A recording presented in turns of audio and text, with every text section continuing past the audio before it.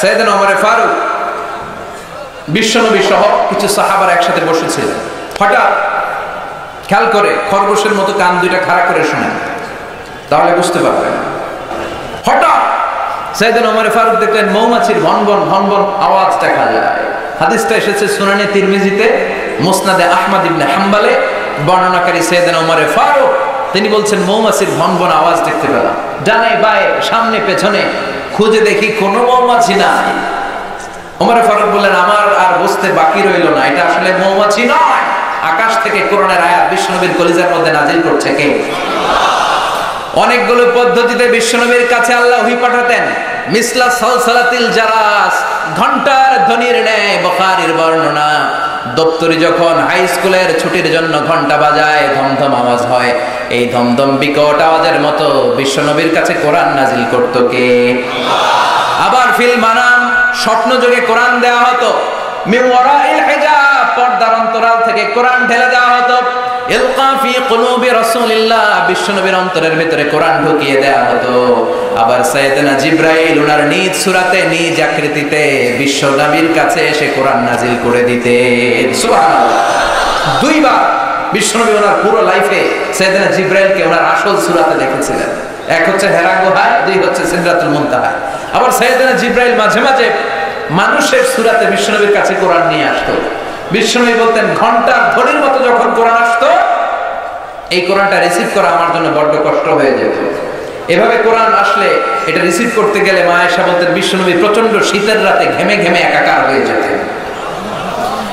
আর যখন জিবরাইল মানুষের সূরাতে আসতো, রিসিভ করাটা আমার জন্য সহজ করে দিত কে?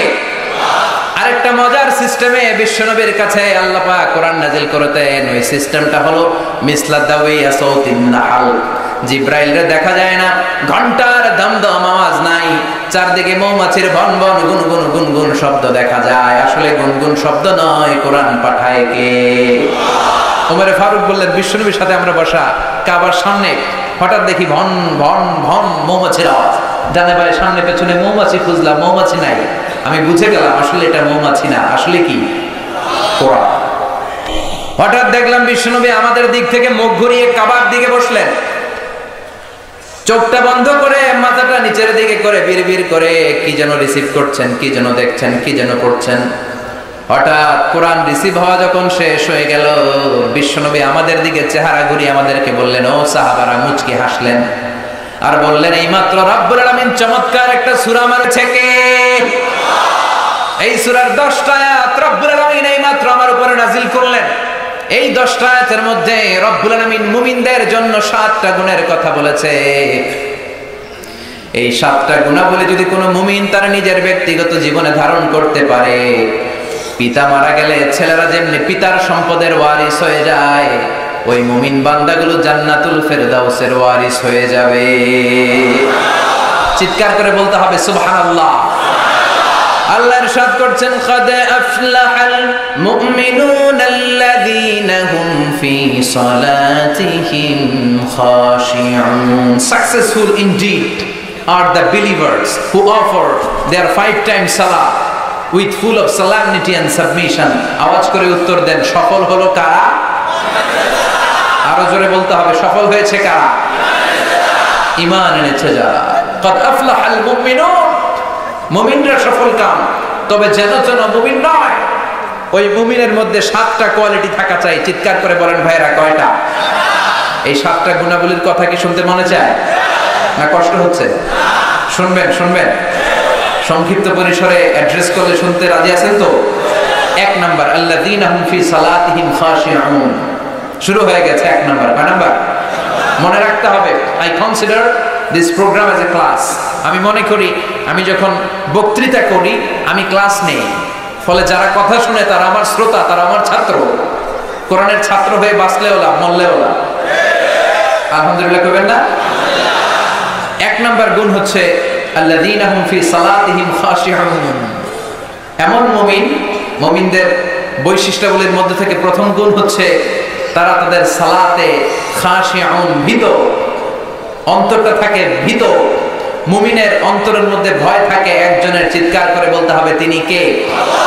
যাদের হৃদয়ে আছে আল্লাহর ভয়, তারা কবু পথ ভুলে যায় না। আল্লাহর প্রেম ছাড়া এই দুনিয়ায় কারো কাছে কোনো কিছু চায় না। সালাতে দাঁড়ায় তার অন্তরে ভয় থাকে কার? চিল্লায় বলেন কার? এজন্য ধীরস্থির ভাবে নামাজ পড়তে হবে। রাজি আছেন তো? নামাজের মধ্যে কোনো তাড়াহুড়ো। এজন্য আল্লাহ বললেন قد أفلح المؤمنون الذين هم في صلاتهم خاشعون।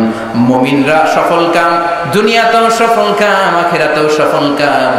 ওই মুমিনদের প্রথম গুণ হলো তারা যখন নামাজে দাঁড়ায় তাদের অন্তরের মধ্যে ভয় থাকে কার? নামাজ যখন মুমিন পড়ে শুধু নিজেই মুসল্লি হয় না, মনটারও মুসল্লি বানায়। আল্লাহু আকবার। আমরা শুধু নিজেরা নামাজি হই, মনটারে নামাজি বানাই না। মনটাকেও নামাজি বানাতে হবে। বুঝতে পেরেছেন? আমাদের হাত পা নামাজ পড়ে, আমাদের মাথা রুকু করে, সিজদা করে, আমাদের শরীর নামাজ পড়ে, আমাদের মন নামাজ পড়ে না। আমরা নামাজেও থাকি, আবার বিপিএল এর চিন্তাও আছে না নাই? আমরা নামাজেও থাকি, আবার দোকানপাটের চিন্তাও আছে না নাই? আমরা নামাজেও থাকি, আবার ব্যবসা বাণিজ্যের হিসাবও আছে না নাই? তো শুধু নিজেরা নামাজি হলে চলবে? শুনতেছেন? শুধু নিজেরা, শুধু দেহটা মুসল্লি হলে চলবে? মনটারও মুসল্লি বানান। নামাজে যখন দাঁড়িয়েছেন মনটা নিয়ে দাঁড়ান। এই মনকে আরবিতে বলে কলব। কি বলে? কলব মানে যেটা বেশি পরিবর্তন হয়, নাড়াচাড়া করে, পৃথিবীতে সবচাইতে বেশি মুভ করে যে জিনিসটা, এটা হচ্ছে কলব মানে মন। ঠিক না? এটা এখন আছে এই জায়গায়, এরপরে চলে গিয়েছে ঢাকা, এরপরে সৌদি আরব, এরপরে আমেরিকা। পাসপোর্ট ভিসা কিছু লাগছে? কথা কন। এটা ছোটে পাগল মন। মন কেন এত কথা বলে আছে না নাই? কত কথা যে বলে, কত কিছু যে এটার মধ্যে আসে, আর কোথায় কোথায় যে সে ছুটে বেড়ায় কেউ জানে না।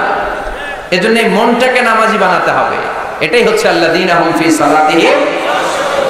সাহাবারা যখন নামাজ পড়তেন, সাহাবারা যখন সফরের মধ্যে মরুভূমির মাঝখানে দাঁড়িয়ে নামাজ পড়তেন, মরুভূমির আকাশের মধ্যে ভেসে বেড়ানো পাখিগুলো আকাশ ছেড়ে দিয়ে সাহাবাদের মাথায় এসে বসে যেত।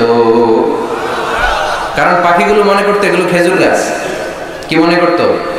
নোয়াখালীর ভাইরা, খেজুর গাছ আছে, খেজুরের রস পাওয়া যায়, পছন্দ করেন, খান তো আপনারা। খেজুর গাছ, খেজুর গাছ মনে করে সাহাবাদের মাথার মধ্যে বসে যেত।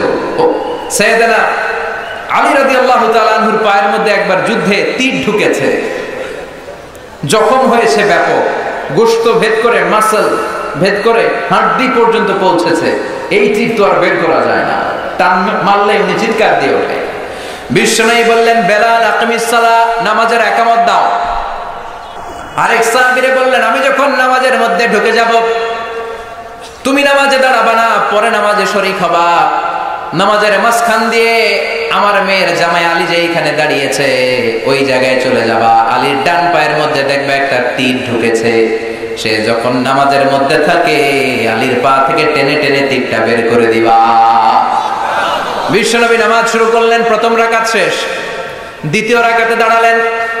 ওই সাহাবী বিশ্বনবীর কথা মতো কাতারের মাঝখান দিয়ে ঢুকে সাইয়েদনা আলী রাদিয়াল্লাহু তাআলা আনহুর পায়ের কাছে চলে গেলেন। দেখলেন মারাত্মক জখম হয়েছে, তীরটা ধরলেন, গায়ে যত জোর ছিল জোরসে টান মেরে তীর বের করলেন। ফিনকি দিয়ে রক্ত বের করলো, সাইয়েদনা আলী টের পায় নাই। সুবহানাল্লাহ পড়েন। সালাম ফিরে বিশ্বনবী নামাজ শেষ করলেন। সাইয়েদনা আলী দেখে পায়ে তীর নাই, চারদিকে শুধু রক্ত আর রক্তের সয়লাব। ডেকে বললেন, ও নবী, আমার পায়ের তীর কোথায়? বিশ্বনবী বললেন, আমার আদেশে আমার এক সাহাবা তোমার পা থেকে তীর বের করেছিলে আলী। আমি জানি তুমি যখন নামাজের মুসল্লায় দাঁড়িয়ে যাও দিন দুনিয়ার কোনো হুঁশ তোমার থাকে না রে আলী। তুমি যখন নামাজে দাঁড়াও তোমার মনটারে নিয়ে তুমি দাঁড়াও। তোমার মনটা ছোটে না, বায়ে ছোটে না, বাড়িতে যায় না, কোথাও যায় না। তোমার মনটা সরাসরি আল্লাহর আরশে উঠে যায়। আল্লাহর আরশে তোমার মন চলে যায়। আল্লাহর দিকে তুমি মনোনিবেশ এমন ভাবে করেছো রে আলী, টান মেরে তোমার পা থেকে যুদ্ধে বিঁধে যাওয়া তীরটা খুলেছে, তুমি টের পাও নাই রে আলী। আল্লাযীনা হুম ফি সালাতিহিম খাশিউন। নামাজের মধ্যে এমন আল্লাহরে ভয় পায়, দিন দুনিয়ার কোনো হুঁশ তাদের থাকে না। তারা শুধু দেহটা নিয়েই নামাজে দাঁড়ায় না, মনটা নিয়েও নামাজে দাঁড়ায়। চিল্লা এখন ঠিক কিনা? কিন্তু আমাদের তো মন নামাজে থাকে না। মন ধরে রাখা যায় না, পাগল মন, মন কেন এত কথা বলে, মন কেন এত দিকে ছোটে, ঠিক কিনা? এই মনটারে নামাজে ধরে রাখার দরকার আছে না নাই? নামাজে মনোযোগ থাকে না, এই সমস্যা আমাদের আছে না নাই? আছে না? আছে না? এটা কমন সমস্যা, মন থাকে না। আমরা কি চাই না আমাদের সালাতটা আমাদের সাথে থাকুক? আমাদের মনটাকে নিয়ে আমরা নামাজ পড়ি। বিশ্বনবী কিছু টিপস শিখিয়েছেন, এই টিপসগুলো শুনতে চান? কিভাবে সালাতের ভেতরে মনোযোগ আয়ন আপনি করবেন, বৃদ্ধি করবেন কিভাবে? 5টা টিপস আপনাদেরকে শোনাবো। কয়টা মনে থাকবে? না খাইয়ে ফেলবেন খেজুরের রসের সাথে? মনে থাকবে তো? টিপস নাম্বার 1, বিশ্বনবী বললেন সল্লু সালাতান মুআদ্দিয়া, বিদায়ী নামাজ পড়ো, আখেরি নামাজ পড়ো। প্রতিটা নামাজের ওয়াক্তের সময় মনে করো, হতে পারে এই নামাজটাই আমার জীবনের শেষ নামাজ। হতে পারে না? কথা কর। আমার ঘড়িতে এখন বাজছে একেবারে বরাবর রাত 11টা। আপনাকে বলা হলো রাত 12টায় আপনাকে পৃথিবী ছেড়ে চলে যেতে হবে। শুনতেছেন? মনোযোগ নাই মনে হয়? স্লোগান দেন, লিল্লাহি তাকবীর। রাত 12টায় আপনাকে চলে যেতে হবে আল্লাহর দরবারে। মালাকুল মাউত এসে আপনার রূহ কবজ করে নিয়ে যাবে। এখন বাজে 11টা, উনি আসবেন 12টায়, তো আমার আছে কয় ঘন্টা? জোরে বলেন। বলা হলো এই 1 ঘন্টায় আপনার জীবনের শেষ সময়, আখেরি সুযোগ। যান 2 রাকাত নামাজ পড়েন। ওই দিনের 2 রাকাত নামাজের মতো কি আমার সারা জীবনের কোনো নামাজ হবে? কারণ আমি জানি 1 ঘন্টা পরে এই ক্ষণিকের দুনিয়া ছেড়ে আমাকে চলে যেতে হবে। ওই দিন আপনি এত সুন্দর করে অজু করবেন, জীবনে এত চমৎকার অজু করেন নাই, জোরে কোন ঠিক কিনা? ওই দিন আপনি এত চমৎকার করে জামা পরবেন, হাতে পায়ের মধ্যে আতর লাগাবেন, যায় নামাজে দাঁড়িয়ে আল্লাহু আকবার বলে নামাজ শুরু করবেন। কাঁদতে কাঁদতে আপনি কিয়াম করবেন, রুকু করবেন, সিজদায় যখন যাবেন, সিজদায় যে কাঁদতে কাঁদতে কাঁদতে কাঁদতে ওই দিন আপনি যায় নামাজটারে চোখের পানি দিয়ে ভিজিয়ে দিবে, ঠিক কিনা? কারণ আপনি সুনিশ্চিত 1 ঘন্টা পরে আপনাকে চলে যেতে হচ্ছে। 1 ঘন্টা পরে আপনাকে চলে যেতে হবে। ওই দিনের সিজদাটা আপনার জীবনের সবচাইতে শ্রেষ্ঠতম সিজদা হবে, ঠিক কিনা? কারণ আপনি জানেন আপনি চলে যাবেন, এটাই আপনার জীবনের শেষ নামাজ। তো প্রতিটা নামাজ যখন আমরা পড়ি, এর পরের নামাজ আমাদের জীবনে আছে কিনা কোনো গ্যারান্টি আছে নাকি? তাহলে প্রতিটা নামাজের সময় হতে পারে এটা আমাদের জীবনের শেষ নামাজ। এই চিন্তাটা করার দরকার আছে না নাই? আরো আধা ঘন্টা যে আমরা বেঁচে থাকবো, কেউ গ্যারান্টি দিয়ে হাত তুলতে পারবেন? 10 মিনিট বাঁচবো, গ্যারান্টি আছে? শ্বাস যেটা ঢুকাইছি এই শ্বাসটা বের করতে পারবো, গ্যারান্টি আছে?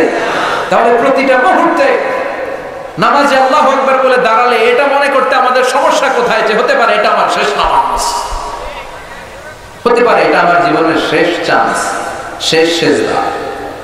এজন্য বিষ্ণু বলেছেন সল্লু সালাতান মুআদ্দি, পারফর্ম দ্য সালাহ as if this is your last and final prayer। এমন ভাবে নামাজ পড়ো মনে করো এটা হতে পারে তোমার জীবনের শেষ নামাজ। এই চিন্তাটা নিয়ে যদি কেউ নামাজ পড়তে দাঁড়ায়, তার নামাজের মধ্যে আল্লাহর ভয় আসবে না? নামাজে তার শরীরের সাথে মন থাকবে না? Tips number 1। টিপস নাম্বার 2, তা'দীলুল আরকান, নামাজের যে ফরজগুলো আছে এগুলো ধীরস্থির ভাবে আদায় করতে হবে, তাড়াহুড়ো করা যাবে না। অনেকে রুকু থেকে সোজা হয়ে দাঁড়ানো হানাফি মাযহাবে, হানাফি স্কুল অফ থটে ওয়াজিব। সোজা হয়ে না দাঁড়ালে আপনার সব সিজদা দিতে হবে। অনেকে রুকু থেকে কোন রকম মাথা তুললে সিজদায় দৌড় মারে, আছে না নাই? 2 সিজদার মাঝখানে ধীরস্থির ভাবে কয়েক সেকেন্ড বসতে হবে। অনেকে প্রথম সিজদা থেকে মাথা উঠিয়ে মুরগির মতো আবার ঠোকর মারে দ্বিতীয় সিজদায়, আছে না নাই? কথা বলেন না। আপনাকে ধীরস্থির ভাবে সালাত আদায় করতে হবে। There is no rushing in salah, there is no hastiness in salah। নামাজে কোনো তাড়াহুড়ো নাই, নামাজে কোনো হ্যাস্টিনেস, রাশিং নাই। আপনি ধীরস্থির ভাবে পড়বেন। এমনকি সালাত শুরু হয়েছে, জামাত ধরার জন্য দৌড়ে যেতেও বিশ্বনবী নিষেধ করেছেন, কোন ঠিক কিনা? ইযা উকিমাতিস সালাহ ফালা তা'তুহা তাসআউন ওয়া আতুহা তামশুন আলাইকুম বিস-সাকিনা ফামা আদরাকতুম ফাসাল্লু ওয়া মা ফাতাকুম ফাতিমু। নামাজ শুরু হয়েছে, জামাতে যাচ্ছ, দৌড়ে যেও না, ধীরস্থির ভাবে যাও। দৌড়ে গেলে আপনার ব্রেথ আউট বেড়ে যাবে, শ্বাস প্রশ্বাস। তা আপনি নামাজে দাঁড়িয়ে হাঁপানির বেরাম নিয়ে আল্লাহর সামনে দাঁড়াবেন না, ধীরস্থির ভাবে আল্লাহর প্রশংসা করবেন? অনেকে এটা করে। মাগরিবের নামাজ জাহারি কেরাত, ইমাম কেরাত ধরছে আল্লাহু আকবার, ওয়াদ-দুহা ওয়াল-লাইলি ইযা মা ওয়াদ্দাআকা রাব্বুকা ওয়া মা ওয়ালাল আখিরাতু খায়রুল লাকা মিনাল। মুসল্লি মুখস্থ, মুসল্লি ওযুখানায় ওযু করতেছে, ওযু ওনার মাঝামাঝি কেরাতে ধরছে ছোট, উনি মনে মনে ভাবতেছে ওযু যদি তাড়াতাড়ি না করি আর রাকাত ধরার জন্য যদি দৌড় না দিই তাহলে রাকাত মিস। এজন্য কোন রকম ওযু করে দিছে দৌড়। মসজিদও ছিল টাইলসের মসজিদ, উল্টায় পড়ছে, মুসল্লি লুঙ্গি একদিকে মুসল্লি আরেকদিকে, আছে না নাই? এক মুয়াজ্জিন আমাদের এলাকায়, উনিও দৌড় মেরা টাইলসের মসজিদে উল্টায় পড়ছে, ঠ্যাং ভাঙা 6 মাস, আছে না নাই? এজন্য সুন্নাত যেখানেই ভায়োলেট হবে ওইখানে আমাদের জীবনে বিপদ আছে না নাই? ধীর স্থির ভাবে যাবে। বিষ্ণু বলেছেন ফামা আদরাকতুম ফাসাল্লু, যতটুকু পাও ইমামের সাথে পড়ো, ওমা ফাতাকুম ফাতিমু, যেটা ছুটে গিয়েছে একা একা পড়ো, তোমার সালাতকে কবুল করবে কে? বিশ্বনবী মসজিদে নববীতে বসে এক সাহাবী নামাজ পড়লেন। নামাজ পড়ে বিশ্বনবীর কাছে আসার পরে বিশ্বনবী বললেন সল্লি ফাইন্নাকা লাম তুসাল্লি, নামাজ পড়ো, তোমার নামাজটা হয় নাই। সাহাবী আবার যে নামাজ পড়লেন, আবার আসলেন, বিশ্বনবী বললেন সল্লি ফাইন্নাকা লাম তুসাল্লি, নামাজ পড়ো, নামাজ হয় নাই। আবার সাহাবী নামাজ পড়ে আসলে বিশ্বনবী বললেন সল্লি ফাইন্নাকা লাম তুসাল্লি, repeat your salah because you didn't offer your salah in a correct way, তোমার নামাজ হয় নাই, সঠিক পন্থায় হয় নাই, আবার করো। 3 বার সাহাবী নামাজ পড়ে এসে আবার কেঁদে দিলেন, বললেন প্রাণের নবী এর চেয়ে ভালো আর আমি পড়তে পারি না। বিশ্বনবী জড়িয়ে ধরলেন, বললেন সাহাবী আয় আমার কাছে আয়, তোরে শিখিয়ে দেই, যখন দাঁড়াবি তাড়াহুড়ো করবি না, যখন রুকুতে যাবি পিঠটা সোজা করবি, ধীরস্থির ভাবে রুকুতে যাবি, হাত্তা তাতমাইন্না রাকিআন, আপনি সালাতের মধ্যে রিল্যাক্স করবেন। You have to maintain the relaxation in your salah. নামাজে রিল্যাক্স, তাড়াহুড়ো করা যাবে? রুকুতে রিল্যাক্স করেন, সিজদায় ঝুঁকে পড়ে আপনি রিল্যাক্স করেন। বিষ্ণু বললেন যখন সিজদায় যাবা ধীরস্থির সিজদা করো, সিজদা থেকে যখন বসবা ধীরস্থির ভাবে সিজদা করো, তাড়াহুড়ো করে নামাজ পড়া যাবে তাহলে 1 নাম্বার মনে করবেন এটা জীবনের শেষ নামাজ, 2 নাম্বার ধীরস্থির ভাবে পড়তে হবে, 3 নাম্বার জামাতে পড়তে হবে। রাজি আছেন? সালাতুল জামাআ তাফদুলু সালাতাল ফাজরি বি27 দারাজা, একা পড়লে যেই সওয়াব, জামাতে পড়লে কয় গুণ বেশি? হ্যাঁ 27 গুণ। সপ্তম মুফাসসিরে কোরআন সব মুখস্থ, আলহামদুলিল্লাহ পড়ে। নোয়াখালীতে আলেম বেশি, নোয়াখালীতে আলেম বেশি, ইসলামের চর্চাও বেশি, ইসলামিক সাধারণ জ্ঞান বেশি, চিল্লায় পড়েন আল্লাহু আকবার। তার মানে 3 নাম্বার টিপ জামাতে পড়বো, জামাতে পড়লে মনে দিক সেদিক যায় না, একা একা পড়লে মনের মধ্যে কুতকুতি আছে না নাই?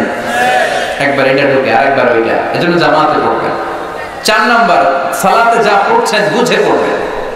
সালাতে কি বলি কিচ্ছু বুঝি না, আজীবন বললাম আত-তাহিয়াত লিল্লাহি ওয়াস সালাওয়াত ওয়াত তাইয়্যিবা, কি কইছে নিজেই জানি না, আছে না নাই? এজন্য হৃদয়ে টাচ করে না, কি যে আল্লাহর শোনাইলাম নিজেই জানি না। আজীবন বললাম সামি আল্লাহু লিমান হামিদা, সামি আল্লাহু লিমান হামিদা কি জানি না, এরকম আছে না? জানার চেষ্টা করবেন এগুলোর অর্থ কি, তাহলে মনোযোগ থাকবে। সবশেষ কথা হলো সালাতের সুন্নাহগুলো মনোযোগের সাথে আদায় করবেন। সালাতে অনেক সুন্নাহ আছে, হাত বাঁধা সুন্নাত, এই উপর থেকে নাভি পর্যন্ত পুরোটাই হাত বাঁধার জায়গা, যেখানে মন চায় বাঁধেন, না মন চাইলে হাত ছেড়ে দেন, তাও নামাজ হবে, সুবহানাল্লাহ। কিন্তু এই হাত বাঁধা নিয়ে ঠেলাঠেলি আছে না নাই? রাফউল ইয়াদাইন, রুকুতে সিজদায় যাওয়ার আগে আল্লাহু আকবার, এটা করা সুন্নাহ, তবে হানাফি স্কুল অফ থটে এটা অনুৎসাহিত করা হয়েছে। দুটোই হাদিস আছে, যার যেটা সুবিধা। প্রতিবার রাফউল ইয়াদাইন করলে 10টা করে সওয়াব, যারা প্র্যাকটিস আছে করেন, যাদের প্র্যাকটিস নাই না করলেও চলবে, এটাও সালাতের পদ্ধতিতে আছে না নাই? এরপরে যখন তাশাহুদ পড়বেন আঙ্গুল উঠান, আঙ্গুল উঠালেও সওয়াব আছে না নাই? হয় উঠিয়ে রাখেন কিংবা এরকম নাড়ান। বিশ্বনবী বললেন আশাদ্দু আলা শাইতান মিনাল হাদিদ, শয়তানের মাথার মধ্যে লোহা দিয়ে পিটালে শয়তান যে ব্যথা পায়, তাশাহুদে বসে শাহাদাত আঙ্গুলটা নাড়ালে এর চেয়ে বেশি ব্যথা পায়। আমল করেন, আমিন বলা সুন্নাহ, জোরে বলেন কিংবা আস্তে বলেন, কিন্তু বলবেন, মিস করা যাবে না। ইদা আম্মানা আল ইমাম আমিনু, ইমাম যখন আমিন বলে আমিন বলো, তোমরা আমিন করলে ফেরেশতারাও আমিন বলে, তোমাদের আমিন ফেরেশতাদের আমিন যখন মিলে যায় আল্লাহ তোমাদের পূর্বের সব গুনাহ মাফ করে দেয়। কিন্তু জোরে না আস্তে এটা নিয়ে কিলাকিলি করা যাবে? আমিন নিয়ে কিলাকিলি আছে না নাই? আল্লাহ আমাদেরকে হেদায়েত দান করুন। তাহলে এই 5টা টিপস যদি মেনে চলেন আপনার মনোযোগ বৃদ্ধি করে দিবে কে? এজন্য আল্লাহ বলেন قد أفلح المؤمنون الذين هم في صلاتهم خاشعون والذين هم عن اللغو معرضون মুমিন বান্দার এক নাম্বার গুণাবলী নামাজের মধ্যে মন থাকবে কার দিকে? মুমিন বান্দার দুই নাম্বার গুণাবলী ওয়াল্লাযীনা হুম আনিল লাগবি মুরিদুন, মুমিন বান্দারা কখনো কোনো অনর্থক কাজ করে না। পড়েন সুবহানাল্লাহ। অনর্থক কোনো কথা বলা যাবে? লাগবুন মানে অনর্থক জিনিস, যেটার অর্থ হয় না, নিরর্থক, অনর্থক, বাজে কাজ, মন্দ কাজ। মুমিন তো ওই কাজ করে, মুমিন তো ওই কথা বলে, মুমিন তো ওইখানে যায় যেখানে গেলেই সওয়াব। সুবহানাল্লাহ পড়েন। এই যে সুবহানাল্লাহ পড়ছেন, সওয়াব আছে না নাই? তাহলে চিল্লায় পড়েন সুবহানাল্লাহ। একবার সুবহানাল্লাহ বললে তামলা উমা বাইনাস সামাওয়াতি ওয়াল আরদ, আকাশ এবং জমিনের মাঝখানে যতটুকু জায়গা, পুরো জায়গাটাতে আল্লাহ সওয়াব দিয়ে ঠেসে ওই ব্যক্তির আমলনামায় ঢুকিয়ে দেয়। তাহলে মুমিন মুখ দিয়ে এই কথা বলে, যেই কথা বললে সওয়াব দেয় কে? কারণ মুমিন জানে মা ইয়ালফিযু মিন কওলিন ইল্লা লাদাইহি রাকীবুন আতীদ। মুমিন জানে তার মুখ দিয়ে সে যেই কথা বলে, যেই শব্দ উচ্চারণ করে, এগুলো লিখে রাখার জন্য দুইজন ফেরেশতা আছে না নাই? কি নাম ওই দুই ফেরেশতা? জোরে কর, আর জোরে। কিরামান কাতিবিনা ইয়ালামুনা মা তাফআলুন।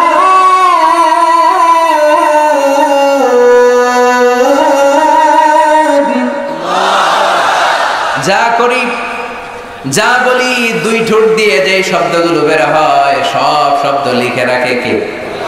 এই জন্য মুমিন যা বলে ভালোটা বলে, কল্যাণের কাজ করে, যেটা বলবে কল্যাণের কথা বলবে, যেই দিকে যাবে কল্যাণের পথে ছুটবে। মুমিন কখনো কোনো অনর্থক কাজ করে নাকি? মুমিন কান দিয়ে যা শোনে, এই শোনাটাতে সওয়াব আছে না নাই? আপনি যদি হিন্দি গান শুনেন সওয়াব আছে? দুম্মা চলে দুম, তুঝে দেখা তুহে জানা সালাম, সওয়াব আছে? কথা বলেন। যেন কানে শুনি সদা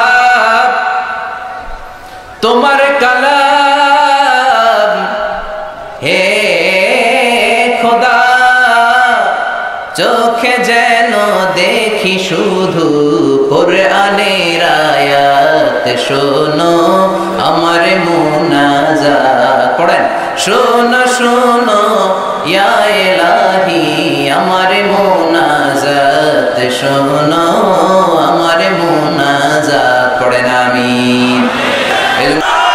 আমাদেরকে অনেক গালি দিবে, বিশ্বনবী যেখানে গালি থেকে রেহাই পায়নি। আমি কোন সলিমুদ্দি আর কলিমুদ্দি, জোরে কোন ঠিক কিনা?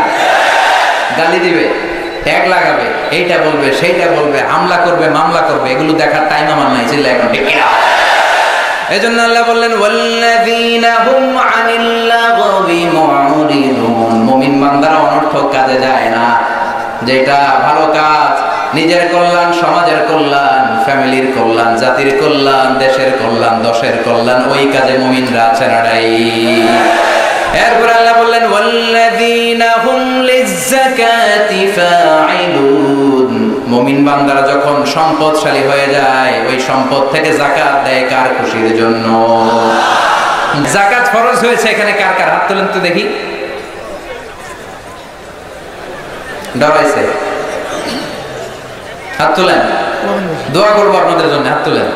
মাশাআল্লাহ। যারা যাকাত দেয় আল্লাহ তুমি তাদের সম্পদে আরো বারাকা দাও, তাদেরকে আরো বড় বিজনেস ম্যাগনেট বানিয়ে দাও, এদের মাধ্যমে ইসলামকে তুমি আরো কবুল করে নাও, কাজগুলোকে আরো বুলন্দ করে দাও।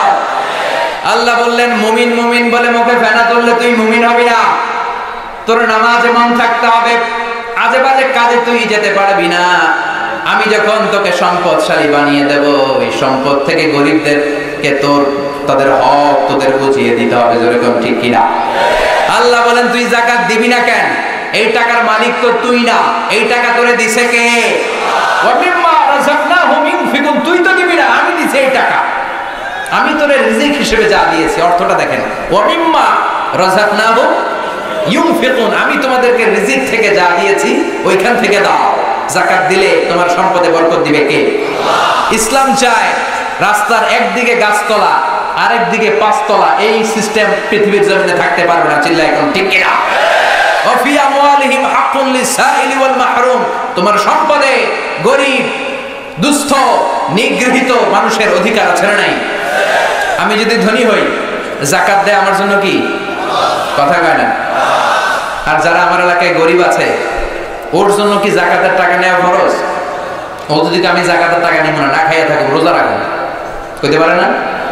ওর জন্য কিন্তু যাকাতের টাকা নেওয়া ফরজ না, আমার পৌঁছে দেওয়া ফরজ। তার মানে আমি যাকাতের টাকা দিয়ে ওর প্রতি কোনো করুণা করি নাই, কোনো দয়া দেখাই নাই, বরং ও আমার থেকে যাকাত নিয়ে আমার ফরজ কাজটা আমলের সুযোগ আমারে করে দিয়ে আমারে দয়া করছে। কথা বলেন? এই জন্য ফরজ হওয়ার সাথে সাথে যাকাত আদায়ের দরকার আছে না নাই?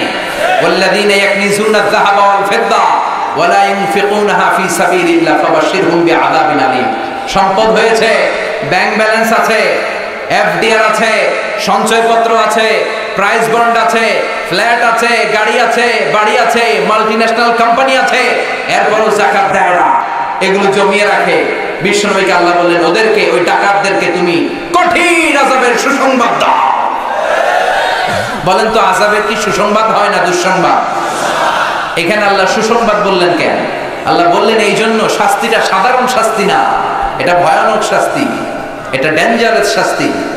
পরীক্ষায় ছেলে একটা সাবজেক্টে ফেল করেছে, মা বলে, বাবা ইংরেজি পরীক্ষায় ফেল করছস, তোর বাপে আসলে এমন মাইট দিব, মাইট দিলে মজা টের পাবি। অমিয়া মাইট দিলে কি মজা লাগে না ব্যথা লাগে?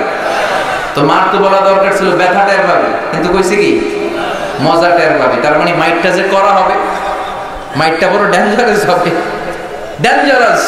ফাতুকওয়া বিহা জিবাহুম ওয়া জুনুবুহুম ওয়া যুহুরুহুম, লোহার খুন্তি 1000 বছর জাহান্নামের আগুনে জ্বালিয়ে 3 জায়গায় ছেঁকা দেওয়া হবে, একটা কপালে, একটা 2 পাজরে, আর একটা পিঠের মধ্যে। আল্লাহ আযাব থেকে তুমি আমাদের বাঁচাও।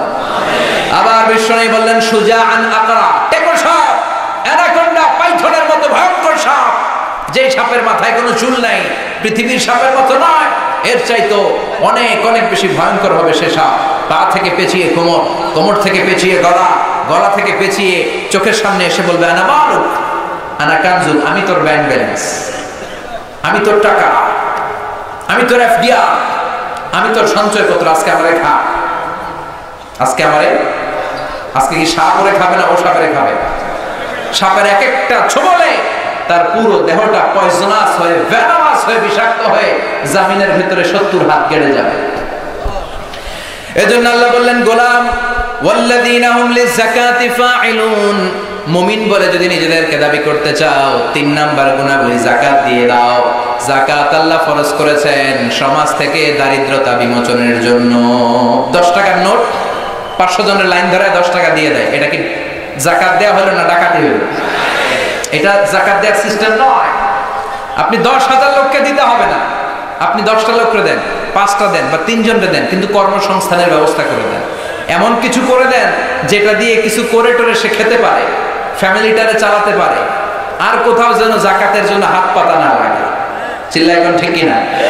আপনি যদি দেখেন লোকটা গায়ে গতরে অনেক শক্তিশালী, একটা সিএনজি কিনে দেন না, ও সিএনজি চালায়া, অটো রিক্সা চালায়া ফ্যামিলিটারে চালাইতে পারবে না। একটা গাভী কিনে দেন না, গাভীর দুধ বিক্রি করে ফ্যামিলিটা চালাইতে পারবে না। একটা টঙের চায়ের দোকান করে দেন, চা দোকান আছে এদিকে, বেশি পয়সা লাগে চায়ের দোকান বানাই দিতে, অল্প কিছু পয়সা লাগে, একটা ফ্লেক্সি লোডের দোকান দিয়ে বসায় দেন, ও আর কারোর কাছে টাকা চাইবে না। এটা হচ্ছে যাকাত দেওয়ার সিস্টেম। এই সব পদ্ধতি ভুলে গিয়ে পত্রিকা অ্যানাউন্সমেন্ট দিয়ে দেয়, অমুক এলাকার শিল্পপতি অমুক দিন অমুক জায়গায় যাকাতের শাড়ি দিবে, তোর বউরে দে ওই শাড়ি, তোর শাশুড়িরে দে ওই শাড়ি, তোর মেয়েকে ওই শাড়ি পরিয়ে রাস্তায় বের কর। একবার ধোয়ার পরে ওই শাড়ির মধ্যে আর কোনো রং থাকে না, পাতলা একটা শাড়ি, একবার পরে দ্বিতীয়বার ওটার মধ্যে পানি লাগাইলে শাড়ি আপনার দিকে চাই বেসকে দিয়ে থাকে, আছে না নাই? এটা শাড়ি না মশারির কাপড় কেউ জানে না, আছে না নাই? যাকাতের শাড়ি, যাকাতের লুঙ্গি বলতে ইসলামে কোনো সিস্টেম নাই। ওমরে ফারুক বলতেন, এমন ভাবে যাকাত দাও যাতে কখনো ওই লোকটার অন্য জায়গায় যাকাতের লাইনে দাঁড়ানো না লাগে। আবার এই যাকাতের শাড়ি আনতে যে, যাকাতের লুঙ্গি আনতে যে ধাক্কা ধাক্কি আর মারামারিতে অনেক লোক পদপৃষ্ট হয়ে দুনিয়া থেকে বিদায় হয়েছে, কোন ঠিক কিনা? শিল্পপতি তো ঠ্যাং ভেঙে আল্লাহ করে শায়েস্তা করবে, চিল্লা এখন ঠিক কিনা? এই যতগুলো লোক মারা গিয়েছে তোমার মেহমান হয়ে এসেছিল তারা যাকাত নেবে। 9 জন বা 11 জন একবার এট এ টাইমে 9 জন মহিলা মারা গিয়েছে, সারি আনতে যায়। কিয়ামতের দিন ওই ডাকাতের হিসাব আছে না নাই? এজন্য ওয়াল্লাযিনা হুম লিযাকাতি ফাঈলুন, বিজনেস ম্যাগনেট যারা, তারা যাকাত এইভাবে দেয় না, তারা খুঁজে খুঁজে নিজের ফরজ আদায়ের জন্য দারিদ্রতা বিমোচন করতে যে যাকাত আদায় করে। চিল্লায় বলেন ঠিক কি না? আল্লাহ বললেন 4 নাম্বার, ওয়াল্লাযিনা হুম লিফুরুজিহিম হাফিজুন, মুমিন বান্দারা তাদের প্রাইভেটস কে হেফাজত করে, লজ্জাস্থানের হেফাজত করে। স্ত্রী ছাড়া বিবাহ বহির্ভূত কোন সম্পর্কে, পরকীয়ার মতো জঘন্য কোন সম্পর্কে মুমিন জড়াতে পারে না। মুমিন তাদের লজ্জাস্থানকে হেফাজত করে কার ভয়ে? 5 নাম্বার আর 6 নাম্বার গুণাবলীর জন্য আল্লাহ 2টা আয়াত ব্যবহার করেন নাই, এক আয়াতে মেরে দিয়েছে। সুবহানাল্লাহ পড়েন। মুমিন বান্দার 5 নাম্বার গুণ, মুমিন বান্দা আমানতের হেফাজত করে। মুমিন বান্দার 6 নাম্বার গুণ, মুমিন বান্দা প্রতিশ্রুতি দিলে প্রতিশ্রুতি রাখে। প্রতিশ্রুতি দিলে রাখার দরকার আছে না নাই? আপনার কাছে আমানত দিয়ে গেলে হেফাজতের দরকার আছে না নাই? ট্রাস্ট ওয়ার্থিনেস, এটার বলে আমানত। বিশ্বনবী ছিলেন সাদিক আল আমিন, মক্কার সবচাইতে বড় বিশ্বাসী লোক। লোকজন মক্কার বিশ্বনবীর বিরোধী পার্টিরা দল করতো আবু জাহেলের, উতবার, সাইবার, কিন্তু আমানত রাখলে আবু জাহেলের কাছে না রেখে বিশ্বনবীর বাড়িতে রেখে যেত। ইন্টারেস্টিং না? সুবহানাল্লাহ পড়বেন না? এজন্য আল্লাহ বললেন ইন্নাল্লাহা ইয়া'মুরুকুম আন তুআদ্দুল আমানাতি ইলা আহলিহা, আল্লাহ আদেশ করেছেন তোমার কাছে যে আমানত আছে, আমানতের যে হকদার, হকদারের কাছে আমানত পৌঁছে দাও। আমানতের খেয়ানত, এটা হচ্ছে মুনাফিকের আলামত। আমরা কি মুনাফিক হতে চাই? আমানত এটা ব্যাপক বিষয়। আমার কথা বলার যোগ্যতা আছে, এই যোগ্যতা আমার আমানত। আমাকে আল্লাহ টাকা দিয়েছে, এই টাকা আমার আমানত। আমাকে আল্লাহ ক্ষমতা দিয়েছে, এলাকায় আমি প্রভাবশালী, আমি চাইলেই সমাজটা সুন্দর করতে পারি। এই ক্ষমতাটা, এই ব্যক্তিত্ব, এই পার্সোনালিটি, এটা আমার আমানত।